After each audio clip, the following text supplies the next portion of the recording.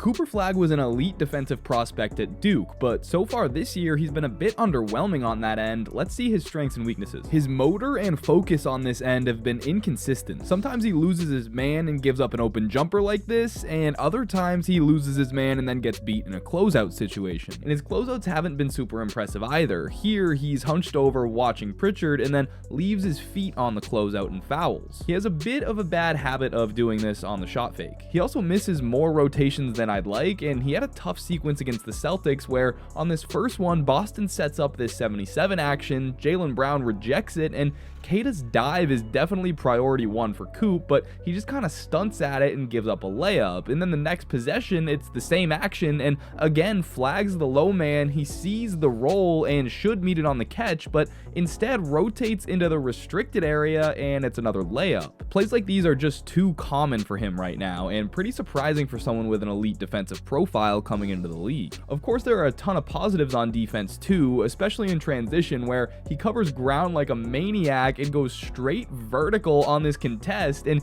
he does this really well, contesting without fouling, staying vertical, and occasionally getting some pretty sick chase downs on the break. He's got a real knack for these are fun. And he is switchable. He's big enough that he can hold his own against big guys like Şengün, and he's athletic enough to contain quicker guys out on the perimeter for the most part. I do think he tends to give a bit too much cushion when guarding the ball, and that can get him into trouble, especially against good shooters, and maybe leaves him a little extra vulnerable to step backs like this one from LaMelo. So he's shown plenty of good and bad on defense, but I think most of his issues come from either a lack of focus or a lack of energy, but rarely from a lack of ability. I still think he can live up to his defensive hype eventually, but it's clear that he hasn't so far.